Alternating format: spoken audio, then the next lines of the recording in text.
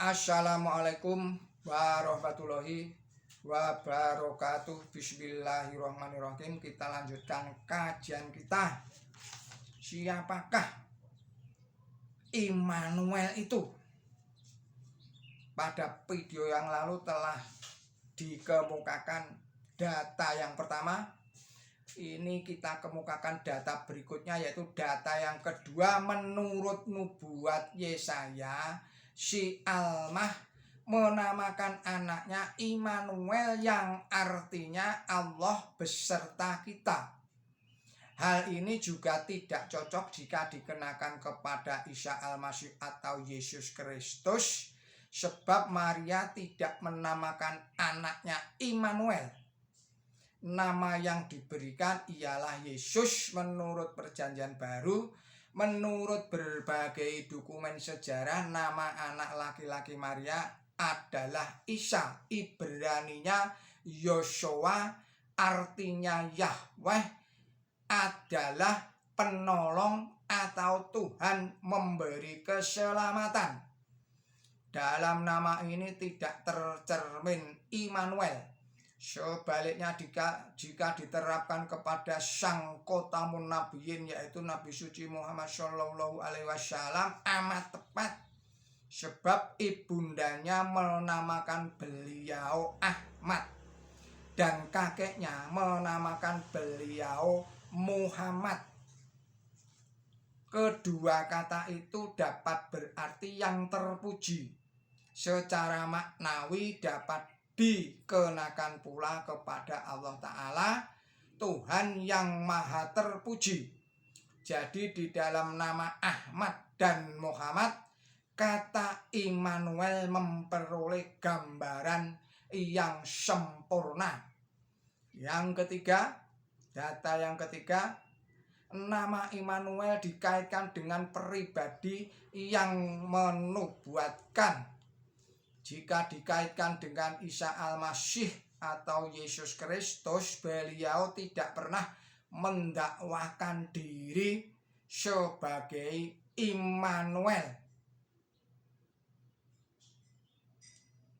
Namun beliau hanya mendakwakan diri sebagai anak Allah, bukan sebagai Allah. Yohanes 10 ayat 33 sampai dengan 36. Sebaliknya, jika dikenakan kepada Nabi suci Muhammad Shallallahu Alaihi Wasallam, beliau kepada segenap umat manusia pernah diperintahkan oleh Allah Ta'ala agar menyatakan, "Hai hamba-hambaku yang beriman." Ini terdapat surat di dalam surat 39, surat Az-Zumar ayatnya 10.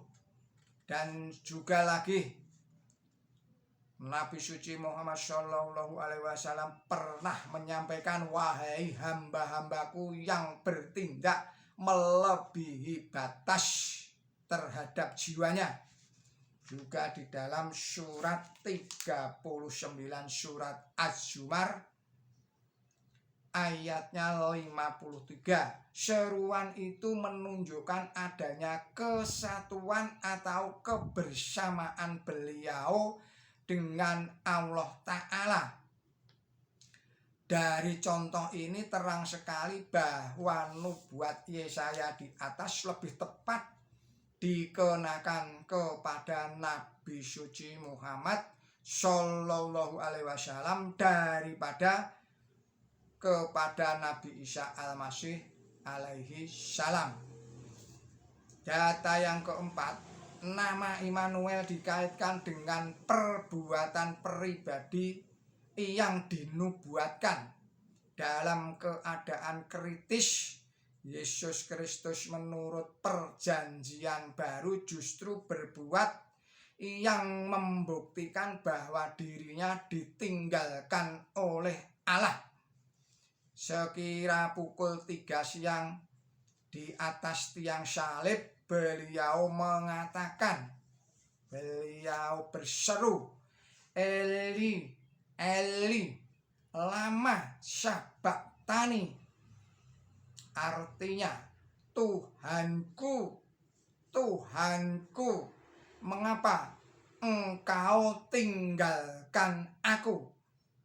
Matius 27 ayatnya 46. Sebaliknya di dalam keadaan kritis tatkala Rasulullah Shallallahu Alaihi Wasallam sedang dalam persembunyiannya di Gua Sur dan pasukan musuh yang siap membunuh berada di depan mulut gua, tempat persembunyian beliau yang menurut akal sehat Abu Bakar beliau berdua tidak mungkin hidup. Nabi dengan tenang mengucap, la tahjan innallaha ma'ana. Jangan takut, sesungguhnya Allah beserta kita. At-Taubah ayat 40. Atas dasar seruan hati nurani tersebut, Immanuel lebih tepat, lebih cocok dikenakan kepada Nabi suci Muhammad Shallallahu Alaihi Wasallam, bukan kepada Yesus Kristus. Demikian kajian dari Kiai Haji Simon Aliasir. Billahi taufik wal hidayah. Wassalamualaikum warahmatullahi wabarakatuh.